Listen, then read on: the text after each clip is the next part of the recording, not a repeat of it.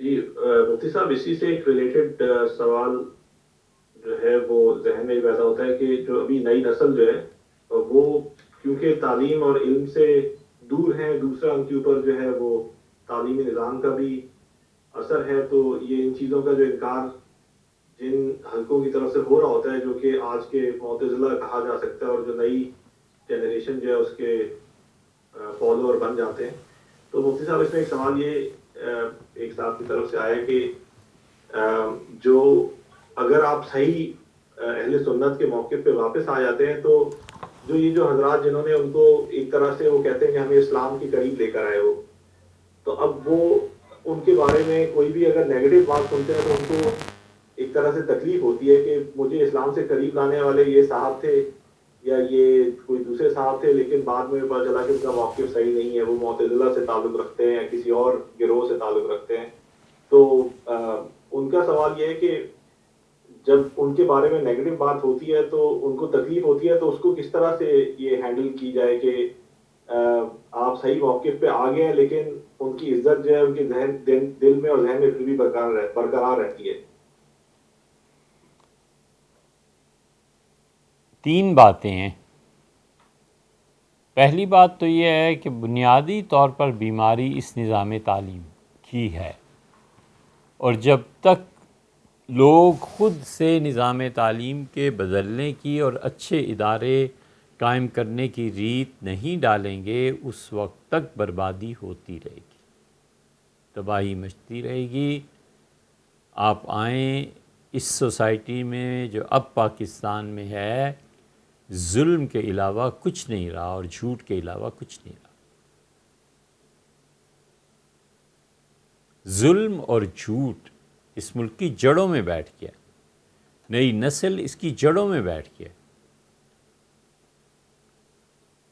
ہوگا شاید کوئی کروڑ میں ایک آدمی، وگرنہ فون پڑا ہوا ہے اور کال آ رہی ہے اور اس سے کوئی مسئلہ ہی نہیں ہے، تو بھی وہ بچہ جھوٹ بول رہا ہے کہ میں اس وقت ایک دوست کے گھر آیا ہوں.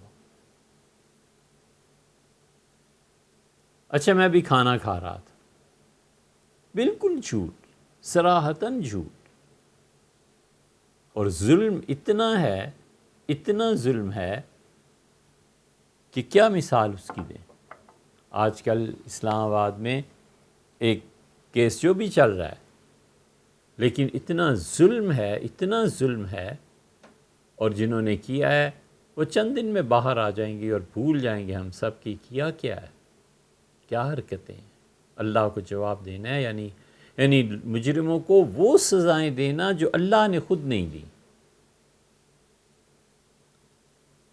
اس لیے جب تک پبلک سیکٹر خود اٹھ کے اچھے ادارے نہیں بنائے گا اور اچھا نظام تعلیم وہ نہیں لائیں گے، اچھے اساتذہ کو نہیں لے کے آئیں گے، سوال ہی پیدا نہیں ہوتا.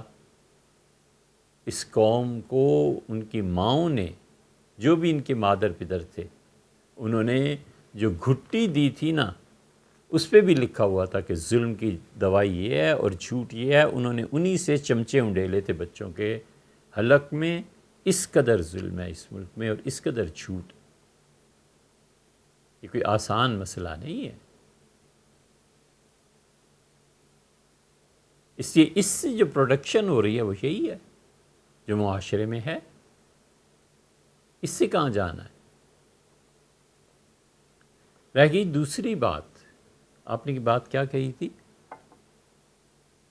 سوال جو جی پوچھا.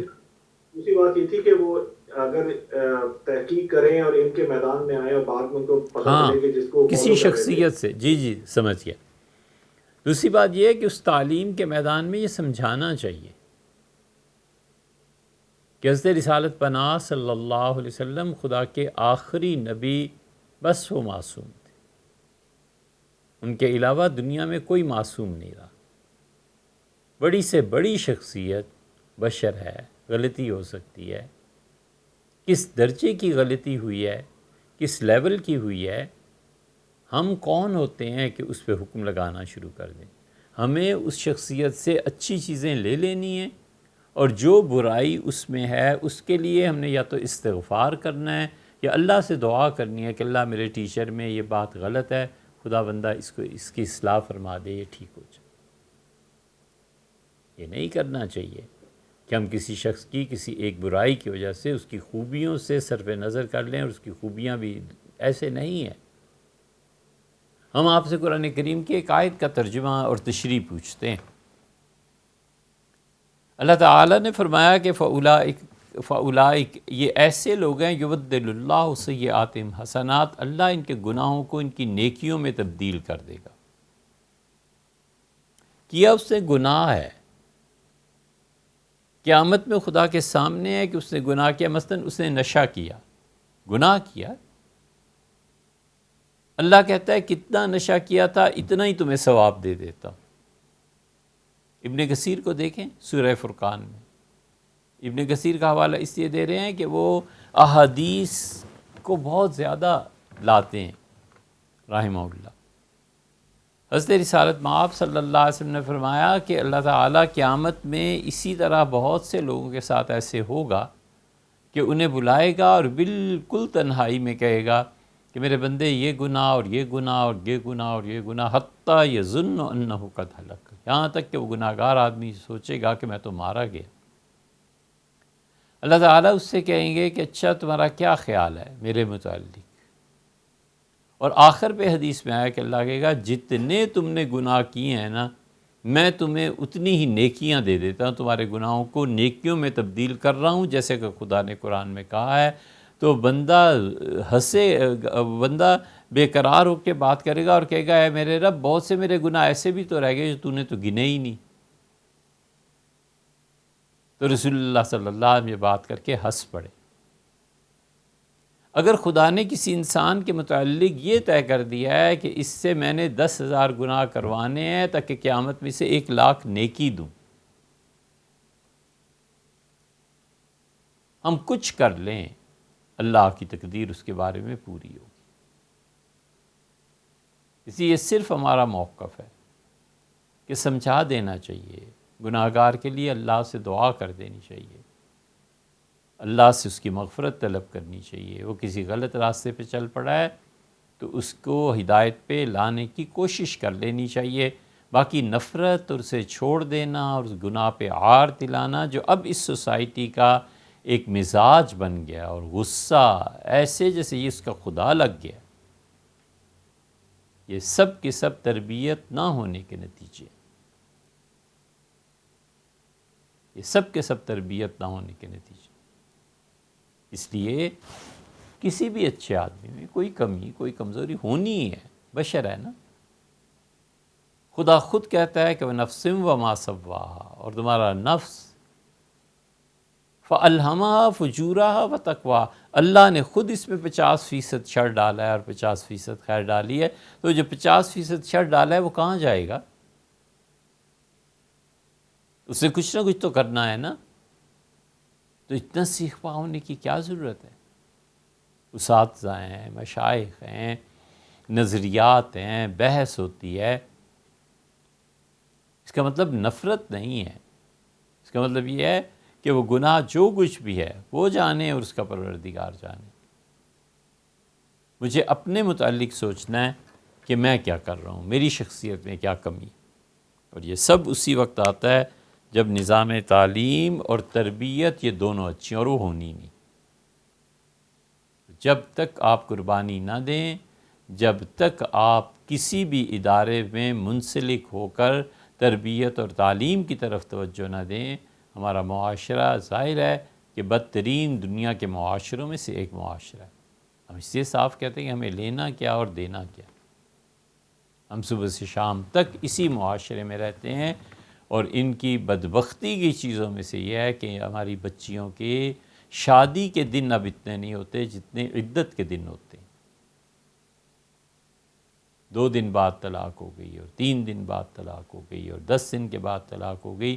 پنڈی میں بعض وکلاء ہیں، وہ کبھی کبھی یاد فرماتے ہیں دوست، جا کر ان کے کیسز پڑھ کے حیران ہوتے ہیں کہ کس چیز پہ اسے طلاق دے دی گئی تھی۔ تو اس لیے ہم سب کو تحمل کرنا چاہیے، ہمیں سمجھنا چاہیے کہ حضور اقدس صلی اللہ علیہ وسلم کوئی بھی معصوم نہیں ہے۔ سب سے غلطیاں ہوتی ہیں، سب سے خطائیں ہوتی ہیں. آپ سمجھا دیں، علم ہے تو بحث کر لیں، آخری حربہ اللہ سے دعا کر لیں. ابن عربی رحمۃ اللہ علیہ لکھا ہے، ماں باپ کے متعلق ایک جگہ بحث کرتے ہوئے وہ کہتے ہیں کہ مجھے آج تک اس سے مؤثر چیز نہیں ملی کہ والدین کی دعا سے بچوں کی اصلاح ہو جائے. اس سے بڑی چیز کچھ نہیں. مانگتے رہیں اللہ سے. کوئی بھی گناہ گار اس کے لیے مانگتے رہیں اللہ سے. کتنے واقعات سننا چاہیں گے آپ؟ امام ابو حنیفہ رحمۃ اللہ علیہ، وہ چارپائی کھلے آسمان تلے سوتے تھے، گرمی، اور ایک لڑکا وہ میوزک بجاتا رہتا تھا. امام صاحب رحمۃ اللہ علیہ ظاہر ہے کہ تنگ ہوتے تھے اور لوگ بھی تنگ ہوتے تھے، تو ایک دن میوزک کی آواز نہیں آئی تو فرمایا وہ جو بجاتا تھا یہاں پہ ایک آلہ تنبورا، وہ کہاں گیا؟ آج تو نہیں. معلوم ہوا کہ قاضی صاحب نے اس کے خلاف حکم دیا اور پکڑ کے لے گئے. امام صاحب رحمۃ اللہ علیہ چلے گئے رات کو قاضی صاحب کے پاس، انہیں بتایا، سمجھایا کہ جتنی دیر یہ اس کو سزا مل گئی نا بس یہ کافی ہے. اور وہ گنگناتا کیا تھا، کہہ کیا رہا تھا؟ وہ یہ گاتا تھا اور کہتا تھا کہ اضاعونی و ای فتح اضاعوا، مجھے اس معاشرے نے ضائع کر دیا، میری صلاحیتیں برباد ہو گئیں. اور کیسے نوجوان کو ضائع کیا جو میدان جنگ میں اور سرحد پہ پہلی صف میں نظر آتا. وہ حیران کہ امام حنیفہ رحمۃ اللہ علیہ کچہری تھانے آ گئے، لے کے چلے، خاموشی سے چلتے رہے. امام صاحب رحمۃ اللہ اپنے گھر کا دروازہ اس کی طرف مڑے اور فرمایا میں نے تو تمہیں ضائع نہیں کیا. وہ جو اندر کا ضمیر تھا وہ جاگ گیا. اگلے دن آیا اور پڑھنے لگا، اور پھر اپنے زمانے کے بڑے علماء میں اس کا شمار. عبداللہ ابن مسعود رضی اللہ عنہ، ملا علی قاری نے یہ لکھا ہے کہ ابن مسعود رضی اللہ عنہ نے بڑا خوبصورت آواز کا ایک دیکھا، وہ گا رہا تھا، اور کہا کہ اگر تم قرآن پڑھتے تو کتنا اچھا ہوتا. اور اس کو لے آئے اور قرآن پڑھایا، اور حتیٰ کہ یہ فرمایا کہ اگر تمہیں رسول اللہ صلی اللہ علیہ وسلم سنتے تو بہت خوش ہوتے، تمہاری کتنی اچھی آواز ہے. تو اسی گناہ ہوتے ہی ہیں، ہر ایک سے ہوتے ہیں، بڑے بڑے گناہ بھی ہوتے ہیں. کچھ نہیں، دعا کیجئے. کوئی علمی مسئلہ پیش آ گیا ہے تو استاد کے ساتھ بحث کر لیجئے، اور درگزر، خاموشی. کبھی بھی کسی کے گناہ کا تذکرہ ہی نہیں، کچھ نہیں. بس وہ جانے اور اس کا پروردگار جانے. کبھی بھی کسی کے گناہ سے کوئی پردہ نہیں اٹھانا چاہیے. شاید آپ کہیں گے کہ یہ غیر متعلقہ بات ہو، لیکن ہم سب کو یہ طے کر لینا چاہیے کہ میں سوائے خیر کے اور کوئی کام کروں گا ہی نہیں. بس ہمیں اچھی کاموں کے علاوہ کچھ کرنا ہی نہیں. ایک اور دوسرے، اس نظام تعلیم کو کسی طرح بدلنا ہے. یہ نظام تعلیم بدلے اور اس سے ہمارے بچے نکھر کے سامنے آئیں، ہماری بیٹیاں اور بیٹے، اور اس پہ بھی کئی سال گزریں تو پھر پتہ چلے کہ تعلیم کیا دی ہے اور تربیت کیا دی ہے. ایسی تعلیم دیتے ہیں کہ ڈگری اور ٹاپ، اور اس کے باوجود آگے چل کے کوئی نوکری نہیں، کچھ نہیں.